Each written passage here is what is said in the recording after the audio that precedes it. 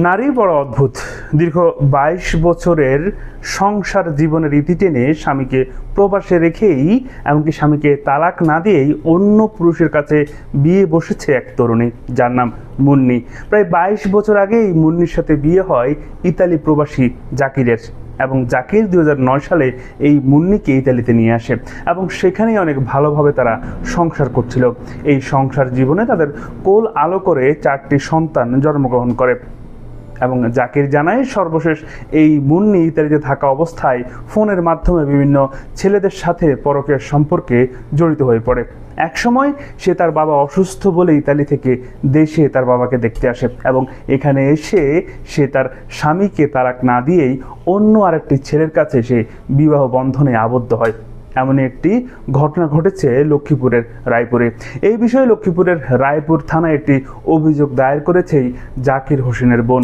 জাকির হোসেনের বোন অভিযোগে উল্লেখ করেন, এই মুন্নি প্রায় ৩ কোটি টাকা আত্মসাৎ করেছে এই প্রবাসী জাকির হোসেনের বিভিন্ন মাধ্যমে।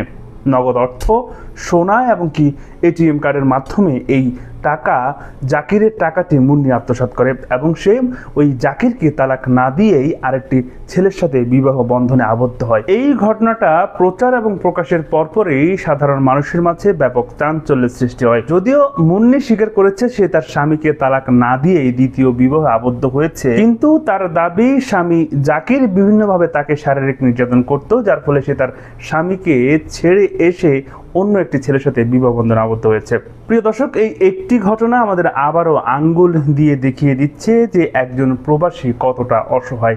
দীর্ঘ 22 বছর তার স্ত্রীর সাথে সম্পর্ক রেখেও, স্ত্রীর সকল ভরণ পোষণ দায়িত্ব গ্রহণ করার পরেও স্ত্রীর মন রক্ষা করতে পারলেন না এই স্বামী।